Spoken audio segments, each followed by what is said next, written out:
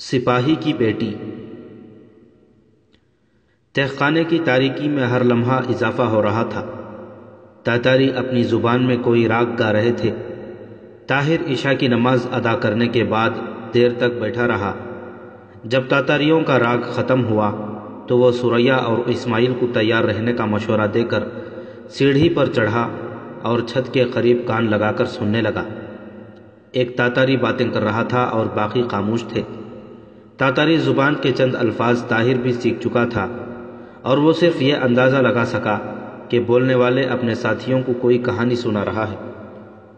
طاہر نے آہستہ سے سل کھسکا کر ایک طرف کر دی اور سوراخ میں سے اوپر سر نکال کر یہ محسوس کرتے ہوئے کہ کمرے میں کوئی نہیں باہر نکل آیا اور پتھر کی سل اسی طرف شگاف پر رکھ دی۔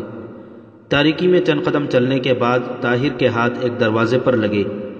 اس نے آہستہ سے دروازے کو باہر دھکیلا، لیکن دروازے کی چڑچڑاہٹ نے اسے پریشان کر دیا اور وہ اسے جلدی سے بند کر کے دیوار کے ساتھ لگ کر کھڑا ہو گیا۔ بند ہوتے وقت دروازے کی چڑچڑاہٹ کی آواز نسبتاً زیادہ تھی۔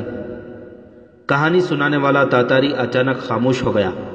ایک ثانیے کے بعد اس نے اپنے کسی ساتھی سے کچھ کہا اور وہ نیم خوابی کی سی حالت میں بڑبڑانے لگا۔ یہ دو آدمی، جن میں سے ایک طاہر کے اندازے کے مطابق داستان گو تھا، کچھ دیر ایک دوسرے سے بحث کرتے رہے۔ درمیان والے کمرے میں ان میں سے ایک کے داخل ہونے کی آہٹ سنائی دی۔ وہ بدستور بڑبڑا رہا تھا۔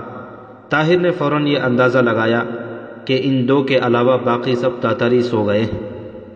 تاتاری نے درمیانی کمرے میں سے گزرنے کے بعد طاہر کے کمرے کا دروازہ کھولا۔ چونکہ اب درمیانی کمرے کے دونوں دروازے ایک دوسرے کے سامنے تھے، اس لیے تیسرے کمرے سے آگ کی ہلکی سی روشنی طاہر کے کمرے میں پہنچ رہی تھی۔ وہ دیوار کے ساتھ سمٹ کر بے حس و حرکت کھڑا رہا۔ تاتاری بے پرواہی سے طاہر کے کمرے میں داخل ہوا۔ وہ ایک لمحے کے لیے ادھر ادھر دیکھنے کے بعد آنکھیں ملنے اور اپنے ساتھی کو گالی دینے کے بعد واپس جا رہا تھا کہ طاہر کے آہنی ہاتھ اس کی گردن پر جا پڑے۔ پست قد تاتاری کے منہ سے ایک ہلکی سی آہ بھی نہ نکل سکی۔ آن کی آن میں طاہر نے اسے لاش بنا کر زمین پر لٹا دیا۔ تیسرے کمرے سے داستان گو کی آوازیں سنائی دے رہی تھیں۔ وہ شاید اپنی داستان کا آخری حصہ سنانے کے لیے بے قرار تھا۔ طاہر نے جلدی سے تلوار نیام سے نکالی اور دیوار کے ساتھ لگ کر زور زور سے خراٹے لینے لگا۔ داستان گو یہ سمجھ کر کہ اس کا ساتھی تیسرے کمرے میں پہنچ کر سو گیا ہے، ہنستا ہوا اٹھا اور ایک جلتی ہوئی لکڑی ہاتھ میں لیے اس کمرے تک پہنچا، لیکن پیشتر اس کے کہ وہ کمرے کا جائزہ لے سکتا، طاہر کی تلوار اس کے سینے کے آر پار ہو چکی تھی۔ وہ لڑکھڑا کر فرش پر گرا۔ اس کے ساتھ ہی اس کے منہ سے ایک چیخ نکل گئی۔ تیسرے کمرے میں اس کے ساتھی اچانک اس چیخ سے بیدار ہو کر بیک وقت ایک دوسرے کو سمجھنے اور سمجھانے کی کوشش کر رہے تھے۔ طاہر ایک لمحے کے توقف کے بغیر بھاگتا ہوا درمیانی کمرہ عبور کرنے کے بعد تیسرے کمرے میں جا داخل ہوا۔ وہاں آگ کی وجہ سے کافی روشنی تھی۔ تاتاری اٹھ کر اپنی تلواریں سنبھال رہے تھے کہ طاہر کی تلوار ان پر سائقہ بن کر کوندی اور ان میں سے دو بسمل ہو کر فرش پر لوٹنے لگے۔ اتنی دیر میں باقی تین تاتاری سنبھل چکے تھے۔ طاہر کی تلوار کئی مرتبہ اپنے تینوں حریفوں کے تلواروں سے ٹکرائی۔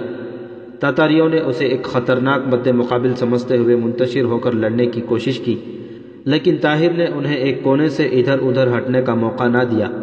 چند لمحات گزر جانے کے بعد ان میں سے ایک زخمی ہو کر تڑپ رہا تھا۔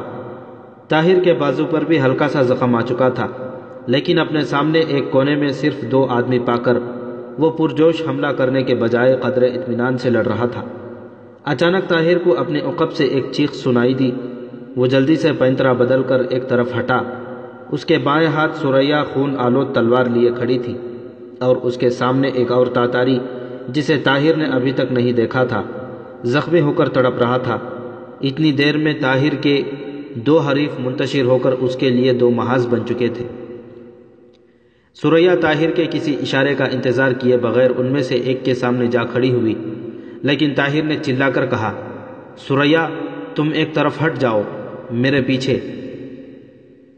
طاہر نے پہلی بار اس کا نام لیا تھا اور اسے آپ کے بجائے تم کہہ کر مخاطب کیا تھا، اور یہ سریا کے لیے بہت بڑا انعام تھا۔ اس نے کہا، آپ میری فکر نہ کریں، میں نے بھی ایک عرب ماں کا دودھ پیا ہے، لیکن اسماعیل اکیلا، وہ بھی میرا ہی بھائی ہے۔ اب طاہر اور ثریا ایک دوسرے کے ساتھ شانہ بشانہ کھڑے تھے اور وہ تاتاری بھی ایک کونے میں سمٹ رہے تھے۔ اچانک طاہر نے پینترا بدل کر اس کی تلوار بجلی کی سی تیزی کے ساتھ ثریا کے مد مقابل کا دایاں بازو کاٹ گئی۔ دوسرے لمحے میں ثریا کی تلوار اس کے سینے کے آر پار ہو چکی تھی۔ اب طاہر کے سامنے صرف ایک تاتاری تھا اور ثریا اطمینان کے ساتھ گرے ہوئے دشمن کی قبا کے ساتھ اپنی خون آلود تلوار صاف کر رہی تھی۔ تاتاری اب زندگی اور موت سے بے نیاز ہو کر ایک زخمی درندے کی طرح حملے کر رہا تھا۔ اچانک طاہر کے ہونٹوں پر ایک تبسم نمودار ہوا، ایک مجاہد کا تبسم جو دشمن کے کانوں میں موت کا مہیب ترین قہقہا بن کر گونجتا ہے۔ اس کی تلوار تاتاری کے سر پر چمکی، گری اور سینے تک پہنچ گئی۔ ثریا کے ہونٹوں پر ایک مسکراہٹ کھیل رہی تھی، وہ مسکراہٹ جو قرون اولیٰ میں دختران اسلام کا غازیان اسلام کے لیے سب سے بڑا انعام ہوا کرتی تھی۔ طاہر چند لمحات کے لیے اپنے گرد و پیش کو فراموش کر کے اس حسین زمانے کا تصور کر رہا تھا جب ایک سیدھی سادی عرب لڑکی سرفروشان اسلام کی فوج کو اپنی بستی سے گزرتے ہوئے دیکھ کر یہ گایا کرتی تھی، قوم کے غیور بیٹوں، تمہارے گھوڑوں سے اڑنے والی گرد مجھے کہکشان سے زیادہ عزیز ہے، تمہارے غبار میں اٹے ہوئے چہرے میری نگاہ میں چاند سے زیادہ حسین ہیں۔ طاہر کی آستین پر خون کا نشان دیکھ کر ثریا جلدی سے اپنے رومال نکال کر بولی، آپ کو زخم آ گیا ہے، لائیے میں پٹی باندھ دوں، یہ معمولی خراش ہے۔ طاہر نے یہ کہتے ہوئے آستین چڑھا کر اپنا بازو آگے کر دیا۔ ثریا نے اس کے زخم پر رومال باندھتے ہوئے کہا، میرا اندازہ 6-7 کا تھا، یہ 8واں شاید استبل میں پہرا دیتا ہوا آیا تھا اور آپ پر عقب سے حملہ کر رہا تھا۔ میں آپ کا شکر گزار ہوں، اگر آپ نہ ہوتی تو میرے لیے اس کا وار یقیناً خطرناک ہوتا۔ خدا کے لیے یوں نہ کہیے، میں صرف اپنی وکالت کرنا چاہتی تھی۔ میں وہاں نہ ٹھہر سکی، دروازے پر پہنچ کر میں نے دیکھا کہ وہ دبے پاؤں پیچھے سے آ کر آپ پر حملہ کر رہا ہے اور میری چیخ نکل گئی، میں بہت نادم ہوں۔ ثریا، جب تک عالم اسلام میں تمہاری جیسی لڑکیاں پیدا ہوتی رہیں گی، دنیا میں مسلمانوں کو کوئی قوت نہیں کچل سکتی۔ چند لمحات بیشتر میں بے حد مایوس تھا، لیکن اب میرا دل گواہی دیتا ہے کہ جو قوم تمہاری جیسی لڑکیاں پیدا کر سکتی ہے، اس کی زبان میں مایوسی کا لفظ نہیں ہونا چاہیے۔ وہ تحت الثری میں پہنچ کر بھی تاروں پر کمندیں ڈال سکتی ہیں، انقلاب ان کو دبا سکتے ہیں، دفن نہیں کر سکتے۔ حوادث کے طوفان اسے منتشر کر سکتے ہیں، فنا نہیں کر سکتے۔ تاتاریوں کا طوفان بہت بڑا طوفان ہے، ممکن ہے کہ یہ عالم اسلام کی آخری چٹان تک کو بہا لے جائے، لیکن تم اور تمہاری جیسی قوم کی اور بیٹیاں ہر دور میں ایسے معمار پیدا کرتی رہیں گی جو سنگریزوں کو جوڑ کر ناقابل تسخیر چٹانیں بنانے کی صلاحیت رکھتے ہیں۔ ثریا کی آنکھوں میں تشکر کے آنسو چھلک رہے تھے۔ اس نے کہا، میں بھی چند لمحات پہلے یہی خیال کر رہی تھی کہ قوم کے بیٹوں کا لہو سفید ہو چکا ہے، لیکن نہیں، جس قوم کو آپ جیسے سپاہی نصیب ہوں، اس کا جھنڈا کوئی طاقت سرنگوں نہیں کر سکتی۔ لیکن تم رو رہی ہو۔ ثریا مسکرائی، آنسوؤں میں بھیگی ہوئی مسکراہٹ، شبنم میں نہائے ہوئے پھول کا تبسم جس میں حوران خلد کے بے شمار قہقہے چھپے ہوئے تھے۔ اس نے کہا، نہ جانے میں آج کیوں اپنے تمام غم بھول گئی ہوں، شاید اس لیے کہ آج میں نے اپنے قوم کے دشمنوں میں سے ایک کو قتل کیا ہے، نہیں اس لیے کہ تم نے اپنی قوم کے ایک سپاہی کی جان بچائی ہے۔ لیکن اب چلو، اسماعیل پریشان ہوگا اور گھوڑے بھی ہمارا انتظار کر رہے ہوں گے۔ طاہر نے ایک جلتی ہوئی لکڑی اٹھائی اور ثریا کے ساتھ تہخانے کی طرف چل دیا۔ جب اس نے راستے سے پتھر کی سل ہٹائی تو نیچے سے اسماعیل نے چلا کر کہا، ٹھہرو، تم کون ہو؟ میرا نشانہ خطا نہیں جاتا۔ ثریا نے کہا، اسماعیل ہم ہیں، اجازت ہے، اس نے خوشی سے اچھلتے ہوئے کہا۔ جب طاہر اور ثریا نے نیچے اتر کر جلی ہوئی لکڑی کی روشنی میں دیکھا تو اسماعیل اپنے ہاتھ میں تیر کمان لیے کھڑا تھا۔ طاہر نے کہا، اسماعیل، ہم بلخ جا رہے ہیں۔ کب؟ ابھی تمہیں سردی تو نہیں لگے گی؟ نہیں جی، آپا جان تو کہتی تھیں کہ سردی آپ زیادہ محسوس کرتے ہیں، آپ گرم ملک کے رہنے والے ہیں۔ ثریا نے بھنے ہوئے گوشت سے بھرا ہوا ایک تھیلا طاہر کے ہاتھ میں دیتے ہوئے تہ خانے کے ایک کونے سے جلانے کی لکڑیاں ایک طرف ہٹا کر چمڑے کا چھوٹا سا تھیلا نکالا اور طاہر سے کہا، میں قوم کی یہ امانت آپ کے سپرد کرتی ہوں۔ والد مرحوم نے تاتاریوں کے حملے کا خطرہ محسوس کرتے ہی بیت المال کا بیشتر حصہ سمرقند بھیج دیا تھا۔ یہ باقی 2000 اشرفیاں انہوں نے میدان جنگ میں جانے سے پہلے میرے سپرد کر دی تھیں۔ اشرفیوں کے علاوہ اس تھیلے میں چند ہیرے ان کی ذاتی ملکیت تھے، لیکن میں ان پر قوم کے شہیدوں کی لاوارث بچوں کا زیادہ حق سمجھتی ہوں۔ ابا جان اپنی آمدنی کا بیشتر حصہ نانا جان کو تجارت میں لگانے کے لیے دیتے رہے ہیں، اور انہوں نے بلخ میں ہمارے لیے کافی جائیداد خرید کر رکھی ہے۔ طاہر نے دونوں تھیلے اٹھا لیے۔ ثریا نے جلتی ہوئی لکڑی سے ایک شمع روشن کی اور تینوں سیڑھی کے راستے دوبارہ اوپر چڑھ کر محل کے کمروں میں سے گزرتے ہوئے استبل میں داخل ہوئے۔ استبل میں تاتاریوں کے 8 گھوڑے بندھے ہوئے تھے۔ طاہر، ثریا اور اسماعیل 3 گھوڑوں پر سوار ہو گئے اور باقی گھوڑوں کو محل سے باہر لا کر تتر بتر کر دیا۔ باہر کے پھاٹک سے نکل کر چند قدم چلنے کے بعد ثریا نے اپنا گھوڑا روکا اور طاہر سے کہا، تھوڑی دیر ٹھہریے، میں اس شہر کو چھوڑنے سے پہلے ایک دعا مانگنا چاہتی ہوں۔ طاہر اور اسماعیل اپنے گھوڑے روک کر ثریا کی طرف دیکھنے لگے۔ ثریا نے آسمان کے جگمگاتے ہوئے ستاروں کی طرف دیکھا اور نہایت دردناک لہجے میں یہ دعا مانگی، پروردگار عالم، میں تیرے محبوب کی امت کی ہزاروں بے کس لڑکیوں میں سے ایک ہوں۔ تو ان سب کی حفاظت کے لیے قوم کے جوانوں کو ہمارے اسلاف کی غیرت اور شجاعت عطا کر، اور اس محل پر اسلام کی عظمت کا پرچم پھر ایک بار لہرائیں۔ اس شہر کی سنسان گلیاں پھر ایک بار غازیان دین کے گھوڑوں کی آہٹ سنیں۔ اس شہر کی ویران مساجد میں پھر ایک بار اللہ اکبر کی اذانیں گونجیں۔ تیرے دین کا بول بالا ہو، آمین۔ طاہر اور اسماعیل نے بھی آمین کہا اور تینوں نے گھوڑوں کی باگیں ڈھیلی چھوڑ دیں۔ تھوڑی دیر بعد وہ شہر سے باہر بلخ کے ناہموار راستے پر جا رہے تھے۔ مطلع صاف تھا اور سردی ناقابل برداشت تھی، لیکن اسماعیل بار بار یہ کہہ رہا تھا کہ موسم بہت اچھا ہے اور مجھے پوستین میں تلخی محسوس ہوتی ہے۔ تیسرے روز دوپہر کے وقت طاہر کو مسلمانوں کی ایک مختصر سی فوج کا پڑاؤ دکھائی دیا۔ پڑاؤ میں داخل ہونے کے بعد طاہر کے استفسار پر ایک سپاہی نے بتایا کہ مشرقی سرحد کی چوکیاں خالی کرنے کے بعد 4000 سپاہی جمع ہو گئے ہیں اور 1-2 دن میں سمرقند کی طرف کوچ کرنے والے ہیں۔ طاہر نے اس فوج کے افسر اعلیٰ سے ملنے کی خواہش ظاہر کی تو سپاہی نے جواب دیا کہ اس فوج میں ہر 50-60 سپاہیوں کی ٹولی کا ایک علیحدہ افسر ہے، لیکن کل یہاں ایک شخص پہنچا ہے اور تمام اس کی شخصیت سے مروب ہو کر اس کا حکم مانتے ہیں۔ طاہر نے سوال کیا، وہ کون ہے؟ سپاہی نے جواب دیا، تیمور ملک۔ تیمور ملک؟ وہ کہاں ہے؟ آپ انہیں جانتے ہیں؟ تیمور ملک کو کون نہیں جانتا؟ سپاہی نے طاہر کے گھوڑے کی باگ پکڑتے ہوئے کہا، چلیے میں آپ کو ان کے پاس پہنچا دیتا ہوں۔ ثریا اور اسماعیل ان کے پیچھے چل دیے۔ طاہر ایک خیمے کے سامنے پہنچ کر رکا۔ طاہر، ثریا اور اسماعیل گھوڑوں سے اترے۔ سپاہی نے اندر جا کر اطلاع دی۔ تھوڑی دیر بعد تیمور ملک باہر نکلا۔ وہ طاہر کو دیکھتے ہی دونوں ہاتھ پھیلا کر اس کی طرف بڑھا اور اسے گلے لگا لیا۔ خدا کا شکر ہے تم سلامت ہو، یہ کہہ کر وہ اسماعیل اور ثریا کی طرف متوجہ ہوا۔ ثریا بدستور مردانہ لباس پہنے ہوئے تھی اور اس کا نصف چہرہ پوستین میں چھپا ہوا تھا۔ تیمور ملک نے پوچھا، یہ کون ہے؟ طاہر نے کہا، یہ میرے ساتھی ہیں، میں آپ کو ان کی سرگزشت سناؤں گا، لیکن ہم نے راستے میں بہت کم آرام کیا ہے، انہیں عورتوں کے خیمے میں بھجوا دیں۔ عورتوں کے خیمے میں؟ تیمور ملک نے حیران سا ہو کر سوال کیا۔ طاہر نے مسکرا کر جواب دیا، یہ مرد نہیں۔ تیمور ملک نے کہا، خاتون محترم، مجھے آپ کے لباس سے غلط فہمی ہوئی، لیکن آپ کو پریشان نہیں ہونا چاہیے۔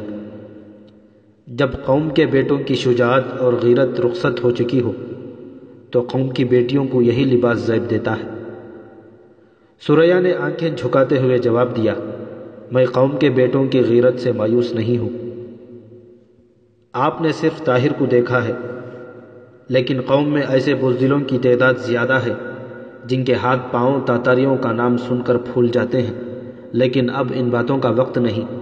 آپ کو آرام کی ضرورت ہے اور آپ کے لیے عورتوں کا خیمہ موضوع نہیں۔ آپ کو ہر ایک کی تسلی کے لیے اپنی سرگزشت کئی بار بیان کرنی پڑے گی، اس لیے میں اپنا خیمہ پیش کرتا ہوں۔ میں اور طاہر دوسرے خیمے میں رات گزار لیں گے۔ یہ کہہ کر تیمور ملک ایک سپاہی سے مخاطب ہوا، انہیں اندر لے جاؤ اور ان کے کھانے کا انتظام کرو۔ ثریا اور اسماعیل تیمور ملک کے کشادہ کمرے میں داخل ہوئے اور تیمور ملک طاہر کے ساتھ ایک اور افسر کے کمرے میں چلا گیا۔ الصبح ثریا کو گہری نیند کی حالت میں اذان کی دلکش آواز سنائی دی۔ کچھ دیر کے بعد وہ نیم خوابی کی حالت میں اس اذان کو بھی رات بھر کے بعض میٹھے اور سہانے اور بعض بھیانک سپنوں کا ایک حصہ سمجھتی رہی۔ مؤذن کی اذان ختم ہوئی اور وہ گردن اوپر اٹھا کر دھندلی روشنی میں ادھر ادھر دیکھنے لگی۔ اسماعیل، اسماعیل، اس نے گھبرا کر کہا۔ اسماعیل اس کے قریب سو رہا تھا۔ اس نے کروٹ بدلی۔ ثریا نے اسے جھنجھوڑ کر جگایا۔ اس نے اٹھ کر آنکھیں ملتے ہوئے کہا، میں تیار ہوں۔ کہاں جانے کے لیے؟ بلخ جانے کے لیے۔ اور کہاں؟ بلخ؟ اف، میں رات بھر عجیب و غریب خواب دیکھتی رہی۔ میں سمجھتی تھی کہ میں ابھی تک اسی تہخانے میں ہوں، لیکن وہ کہاں ہیں؟ کون؟ طاہر؟ وہ اپنے دوست کے ساتھ دوسرے کمرے میں ہے۔ آپ عشاء کی نماز پڑھتے ہی سو گئی تھی۔ وہ آئے تھے، انہوں نے مجھے باہر سے آواز دی، میں جاگ رہا تھا۔ انہوں نے وہیں سے پوچھا کہ کسی چیز کی ضرورت تو نہیں؟ میں نے جواب دیا کہ نہیں۔ انہوں نے آپ کے متعلق پوچھا، میں نے بتایا کہ آپ سو رہی ہیں، پھر وہ واپس چلے گئے۔ میرے متعلق انہوں نے کیا پوچھا تھا؟ انہوں نے کہا تھا تمہاری ہمشیرہ کو کوئی تکلیف تو نہیں؟ پھر تم نے کیا جواب دیا؟ میں نے کہا وہ تو گہری نیند میں خراٹے لے رہی ہیں۔ بڑے نالائق ہو تم، میں کب خراٹے لیا کرتی ہوں؟ سچ کہو، تم نے یہ کہا تھا انہیں؟ اسماعیل نے ہنستے ہوئے جواب دیا، نہیں، میں نے صرف یہ کہا تھا کہ آپ سو رہی ہیں۔ اور کیا کہا تھا انہوں نے؟ انہوں نے کہا تھا تم بھی سو جاؤ، صبح کی نماز کے بعد ہم بلخ کی طرف روانہ ہو جائیں گے۔ ہاں آپا، ایک بات اور، ان کے چلے جانے کے بعد خیمے میں چند عورتیں اور لڑکیاں آئی تھیں اور آپ کو نیند کی حالت میں دیکھ کر واپس چلی گئیں۔ تم نے مجھے جگا دیا ہوتا۔ میں جگانے لگا تھا، لیکن انہوں نے مجھے منع کر دیا۔ انہوں نے مجھ سے پوچھا تھا کہ کیا یہ سچ ہے کہ تمہاری بہن نے ایک تاتاری کو ہلاک کیا ہے؟ میں نے کہا ہاں، یہ بالکل سچ ہے۔ تو وہ بہت حیران ہوئی۔ وہ کہتی تھیں کہ ہم صبح تمہاری بہن سے ملیں گی۔ ثریا نے کہا، تم جاؤ مردوں کے ساتھ نماز پڑھو، میں بھی نماز پڑھتی ہوں۔ تھوڑی دیر بعد ثریا نے نماز کے بعد ہاتھ اٹھائے۔ دعا ختم کرنے کے بعد اس نے مڑ کر دیکھا تو اس کے پیچھے چند عورتیں کھڑی تھیں۔ وہ اٹھ کر کھڑی ہو گئی۔ ایک لڑکی نے کہا، ہم رات کے وقت آئے تھے، آپ سو رہی تھیں۔ ہم نے آپ کو جگانا مناسب خیال نہ کیا۔ ہم آپ کی سرگزشت سن چکے ہیں، ہم سب کو آپ پر فخر ہے۔ ثریا نے جواب دیا، آپ کی حوصلہ افزائی کا شکریہ، لیکن یہ کوئی بہت بڑا کارنامہ نہ تھا۔ ایک عورت نے کہا، لیکن یہ سب تاتاریوں سے بہت ڈرتی ہیں، آپ انہیں واعظ کریں۔ ثریا نے کہا، میں واعظ کرنا نہیں جانتی، میں بھی آپ میں سے ایک ہوں۔ بہرحال میں آپ کی خواہش رد نہیں کر سکتی، آپ تشریف رکھیں۔ خواتین بیٹھ گئیں۔ ایک لڑکی نے کہا، ذرا ٹھہریے، میں سب کو بلاتی ہوں۔ وہ یہ کہہ کر خیمے سے باہر نکل گئی اور تھوڑی دیر بعد یہ وسیع خیمہ عورتوں سے کھچا کھچ بھر گیا۔ ثریا نے ہچکچاتے ہوئے اپنی تقریر شروع کی، میری مصیبت زدہ بہنوں، گزشتہ صدیوں میں دختران اسلام پر ایسا نازک وقت کبھی نہیں آیا۔ خوارزم میں ہماری ستوت کے پرچم ٹوٹ رہے ہیں اور تاتاریوں کی وحشت اور بربریت کا تند و تیز سیلاب خوارزم کے علاوہ ہر اسلامی سلطنت کے لیے خطرہ پیدا کر رہا ہے۔ اس نازک دور میں آپ اس لیے مایوس ہیں کہ فرزندان اسلام میں وہ پہلی سی شجاعت باقی نہیں رہی، ان میں قرون اولیٰ کے مجاہدوں کا سا ذوق شہادت نہیں۔ لیکن میں پوچھتی ہوں، آج وہ خواتین کہاں ہیں جو اپنے شوہر یا بھائی کو میدان جنگ میں پیچھے ہٹتا دیکھ کر خیموں کی چوبیں نکال کر یہ کہا کرتی تھیں کہ اگر تم نے بزدلی دکھائی تو تمہاری کھوپڑیوں کی خیر نہیں، میری بہنوں یاد رکھو، گرتی ہوئی قوم کا آخری سہارا اس قوم کی بیٹیاں ہوا کرتی ہیں۔ تم قوم کا آخری سہارا ہو جب تک تمہارے سینے نور ایمان سے منور ہیں۔ تمہارے بیٹوں، تمہارے شوہروں اور تمہارے بھائیوں کو دنیا کی کوئی طاقت مغلوب نہیں کر سکتی، جبکہ قوم کی ماؤں کا مقدس دودھ قوم کے بیٹوں کی رگوں میں خون بن کر دوڑتا رہے گا۔ ان میں شہادت کی خواہش زندہ رہے گی، اور جب تک فرزندان اسلام میں شہادت کی خواہش ہے، وہ بڑے سے بڑے دشمن کے لیے پیام موت ثابت ہوں گے۔ قوم اگر مردہ ہے تو اسے زندہ کرنے والا آب حیات تمہارے پاس موجود ہے۔ قوم اگر سو رہی ہے تو تم اسے جھنجھوڑ کر جگا سکتی ہو۔ تم مردوں کے پاؤں کی زنجیر نہ بنو۔ اپنے شوہروں سے کہو کہ تم میدان جنگ سے سرخرو ہو کر آؤ، ہم گھروں کی چار دیواری میں تمہاری عزت اور آبرو کی حفاظت کریں گے۔ اپنے بھائیوں سے کہو کہ وہ میدان میں جا کر دشمن کے تیر سینوں پر کھائیں اور تم ان پر فخر کرو گی۔ اپنے بیٹوں سے کہو کہ اگر تم نے میدان میں بزدلی دکھائی اور تمہارا خون ایڑیوں پر گرا تو تم قیامت کے دن نبی کریم مصطفیٰ صلی اللہ علیہ وسلم کا دامن رحمت تھام کر یہ کہو گی کہ حضور، خدا کے سامنے میرے بیٹے کی شفاعت نہ کیجیے، اس نے میرے دودھ کی لاج نہیں رکھی۔ سریا کی آواز خیمے سے باہر دور دور تک جا رہی تھی۔ طاہر اور تیمور ملک کے علاوہ باقی سپاہی اور افسر ایک دوسرے کا اشارہ پا کر خیمے سے باہر جمع ہو چکے تھے۔ بعض دم بخود کھڑے تھے اور بعض پر رقت طاری ہو رہی تھی۔ سریا کے خاموش ہو جانے پر تیمور ملک نے باہر سے بلند آواز میں کہا، محترم خاتون، آپ کے بہت سے بھائی باہر کھڑے ہیں، ان میں سے بعض ایسے ہیں جن پر تاتاریوں کا نام سن کر دہشت طاری ہو جاتی ہے، آپ انہیں بھی حوصلہ دیں۔ سریا نے کانپتی ہوئی آواز میں جواب دیا، جو تاتاریوں سے ڈرتے ہیں میں انہیں اپنا بھائی کہنے کے لیے تیار نہیں۔ انہیں کہہ دیجئے کہ کوئی لڑکی جس نے ایک مسلمان ماں کا دودھ پیا ہے ایسے بزدلوں کو بھائی کہنے کے لیے تیار نہ ہوگی۔ اگر انہوں نے اپنے فرض میں کوتاہی کی تو ہم اپنے کنگن اتار کر انہیں پہنا دیں گے اور ان کی زنگ آلود تلواریں اٹھا کر تاتاریوں کے سامنے سینہ سپرد ہو جائیں گی۔ ہماری محبت اور اطاعت بہادروں کے لیے ہے، بزدلوں کے لیے نہیں۔ اگر یہ ہماری عصمت کے نگہبان نہیں بن سکتے تو قیامت کے دن خدا کے غیور بندوں کی صف میں کھڑا ہونے کی توقع نہ رکھیں۔ دختران اسلام اگر اس دن کسی کو بھائی کہیں گی تو وہ محمد بن قاسم جیسا مجاہد ہوگا جس نے اپنی قوم کی ایک بیٹی کی عصمت بچانے کے لیے 17 سال کی عمر میں ایک ملک فتح کیا تھا۔ اس دن ہر مسلمان بیوی اپنے بزدل شوہر کو بھول کر اپنی اس بہن کے شوہر پر فخر کرے گی جس کی خبا خون شہادت سے رنگین ہوگی۔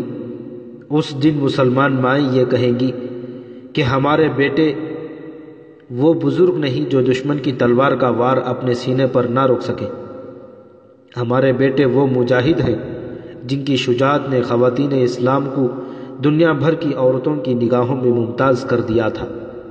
اگر وہ چاہتے ہیں کہ ہم فخر کے ساتھ انہیں اپنا بھائی کہیں تو انہیں چاہیے کہ ہمارے سامنے وہ قبائیں پہن کر آئیں جو خون سے رنگین ہو، ہمیں وہ صورتیں دکھائیں جن پر زخموں کے نشان ہو۔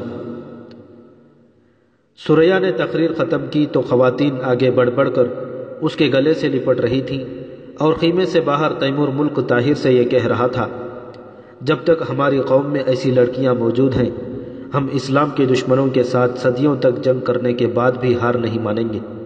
طاہر، تم خوش نصیب ہو، میں دعا کرتا ہوں کہ تمہاری زندگی کے راستے بلخ پہنچ کر ایک دوسرے سے جدا نہ ہو جائیں۔ اپنے بلند ارادوں کی تکمیل کے لیے تمہیں جس ساتھی کی ضرورت تھی وہ تمہیں مل گیا ہے، اسے ہمیشہ کے لیے اپنا بنا لو۔ طاہر خاموش کھڑا تھا، اس کے کانوں میں ابھی تک سریا کے الفاظ گونج رہے تھے۔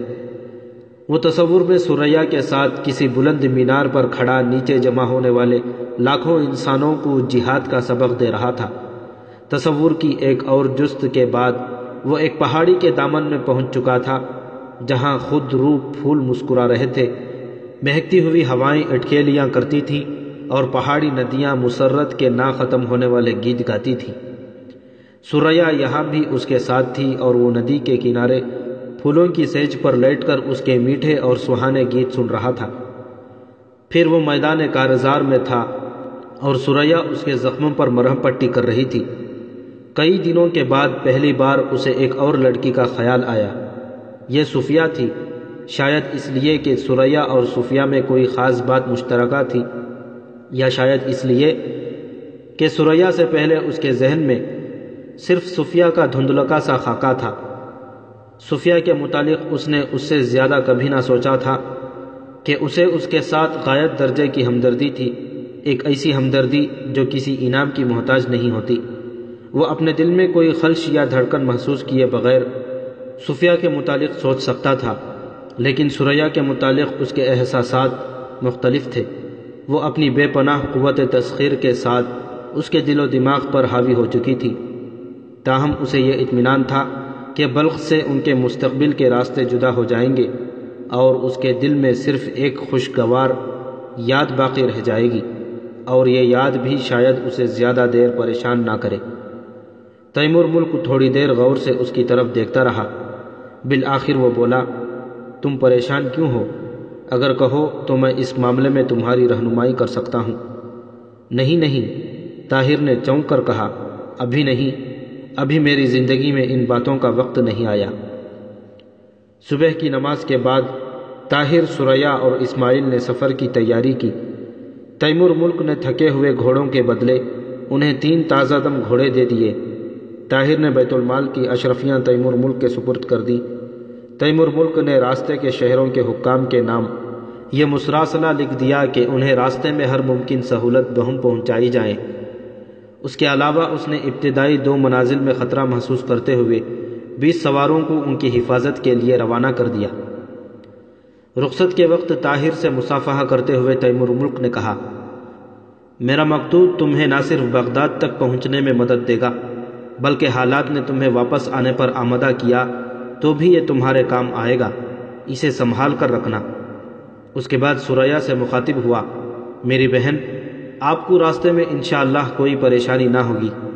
آپ کا رفیق سفر ایک ایسا نوجوان ہے جو ایک دفعہ میری جان بچا چکا ہے، میں انہیں جانتی ہوں۔ ثریا نے یہ کہتے ہوئے طاہر کی طرف دیکھا اور آنکھیں جھکا لیں۔ اس کے چہرے پر حیا کی سرخی یہ کہہ رہی تھی، آپ انہیں مجھ سے زیادہ نہیں جانتے۔ سارا دن سفر کرنے کے بعد یہ لوگ شام کے وقت ایک فوجی چوکی پر ٹھہر گئے۔ دوسری شام ایک شہر میں پہنچ کر طاہر نے محافظ دستے کو واپس بھیج دیا۔ شہر کے حاکم نے تیمور ملک کا مکتوب دیکھ کر ان کی کافی آؤ بھگت کی۔ صبح جب ثریا حاکم شہر کے گھر کی عورتوں کو الوداع کہہ کر باہر نکلی تو وہ مردانہ لباس کے بجائے عورتوں کا لباس پہنے ہوئے تھی۔ جب وہ گھوڑوں پر سوار ہو کر شہر سے باہر نکلے تو ثریا نے شرماتے ہوئے کہا، میں نے لباس اس لیے تبدیل کیا ہے کہ اب ہمیں راستے میں کوئی خطرہ نہیں۔ میں نے سنا ہے کہ تاتاری اپنی پوری قوت کے ساتھ سمرقند اور بخارا کا رخ کر رہے ہیں۔ طاہر نے کہا، اسی لیے میں بہت جلد بغداد پہنچ جانا چاہتا ہوں۔ ثریا نے کہا، آپ کو میری وجہ سے دیر ہو رہی ہے، لیکن مجھے اب راستے میں کوئی خطرہ نہیں۔ اگر آپ مناسب خیال کریں تو میں اگلے شہر کے حاکم سے کہوں گی کہ مجھے بلخ پہنچانے کا انتظام کر دے اور آپ وہاں سے سیدھے بغداد روانہ ہو جائیں۔ نہیں نہیں، اسماعیل نے کہا، میں آپ کو بلخ پہنچنے سے پہلے نہیں جانے دوں گا۔ یہ دراصل ثریا کی دل کی آواز تھی۔ طاہر نے کہا، اچھا بھائی، میں تمہارے لیے غزنی تک جانے کے لیے بھی تیار ہوں۔ اسماعیل نے کہا، خدا مجھے بلخ سے آگے نہ لے جائے۔